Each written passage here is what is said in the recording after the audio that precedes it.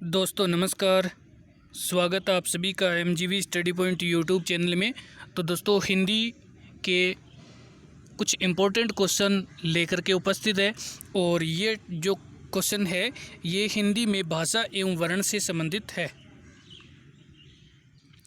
ये हिंदी में भाषा एवं वर्ण से संबंधित है और ये क्वेश्चन पिछले अन्य एग्जाम में पूछे गए क्वेश्चन है। तो आज हम बात करेंगे इन क्वेश्चन के बारे में।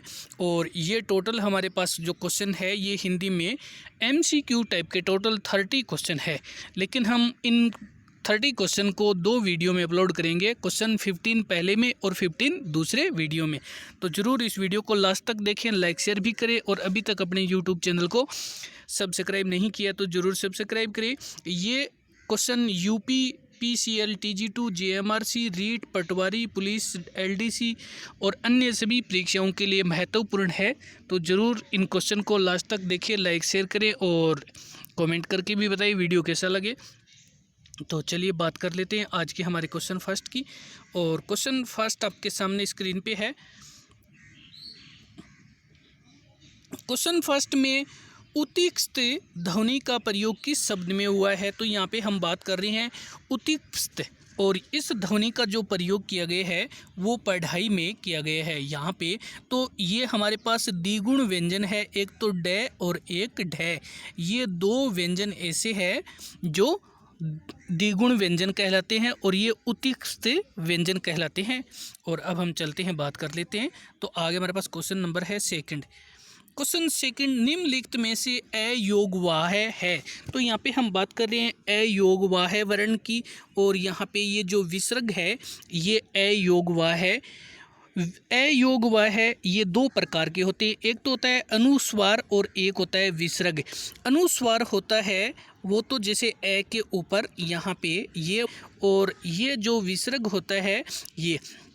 अब हम बात करेंगे ये स्वर के साथ प्रयोग होता है और ये इनका स्वतंत्र प्रयोग नहीं किया जाता है, और ये जो अयोगवाह व्यंजन कहलाते हैं। और अब हम बात कर लेते हैं, तो ये अयोगवाह है और ये विसर्ग होते हैं।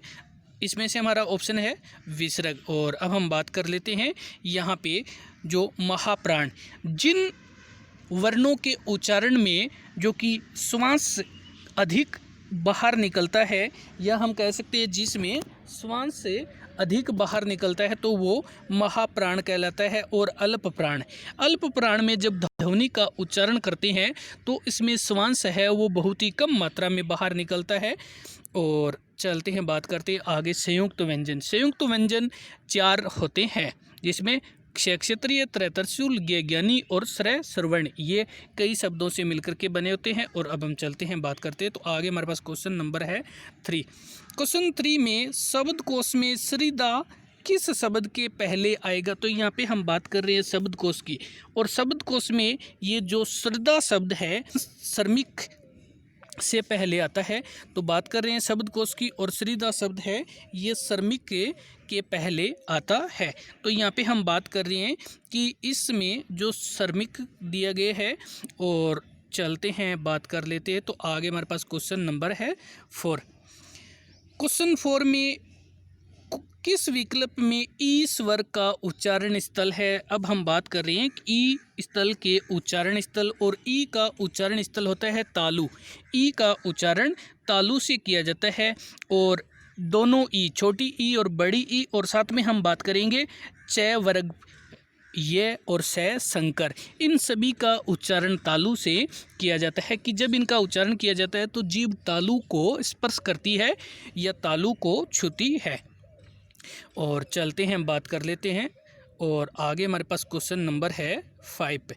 क्वेश्चन 5 में व्यंजन वर्गीकरण की दृष्टि से लय व्यंजन किस वर्ग भेद में है। तो हम बात कर रहे हैं कि जब व्यंजनों का अगर वर्गीकरण करते हैं तो लय व्यंजन किस वर्ण भेद में आता है। और यहाँ पे हम बात कर रहे हैं लय की, और लय होता है वत्सर्य, वत्सर्य होता है। और इसमें जो और अन्य होते हैं, इसमें जय, न, रे, ले और से, ये सभी वत्सर्य व्यंजन वर्गीकरण वर्ण में है। और अब हम चलते हैं, बात कर लेते हैं। तो आगे हमारे पास क्वेश्चन नंबर है 6। क्वेश्चन 6, उच्चारण की प्रकृति और पर्यटन के अनुसार हिंदी के ड और ढ व्यंजनों की सही किस क्रमांक में है। तो यहाँ पे हम बात कर रहे हैं कि ये किस विकल्प में इनका सही आंसर है। और यहाँ पे जो इनका हमारे पास आंसर है ये उत्कृष्ट है। ये है, यहाँ पे हमारा आंसर है उत्क्षिप्त। और ये ड और ढ ये दोनों द्विगुणी व्यंजन कहलाते हैं और इनका जो उत्क्षिप्त कहलाते हैं। और अब हम चलते हैं, बात करते हैं। तो आगे हमारे पास क्वेश्चन नंबर है 7। क्वेश्चन 7 में हिंदी शब्दकोश में ज्ञान शब्द कहाँ होगा। तो यहाँ पे हमारे पास ज्ञान शब्द में हम बात करेंगे ज्ञ की, ज्ञान शब्द में। और हिंदी जो शब्दकोश होते हैं उसमें ज्ञ शब्द किन के बाद आता है। तो ये आता है 6 वर्ग के, आता है 6 वर्ग के वर्णों के क्रम में। और अब हम बात करेंगे इसमें क, और क के बाद में क्षय क्षत्रिय आता है, ख और ग, और ये आता है जय, जय के बाद में ज्ञ। और अब हम चलते हैं, बात कर लेते हैं। तो आगे हमारे पास क्वेश्चन नंबर है 8। क्वेश्चन 8, व्यंजन वर्गीकरण की दृष्टि से उच्चारण के आधार पे व एवं फ व्यंजन किस क्रमांक में आते हैं। तो आपसे पूछा जा रहा है कि एक तो व और एक फ ये उच्चारण की दृष्टि से कौन से स्थान में आते हैं। और यहाँ पे हमारा आंसर है ये आते हैं दंतोष्ट में। व और फ दोनों दंतोष्ट में होते हैं।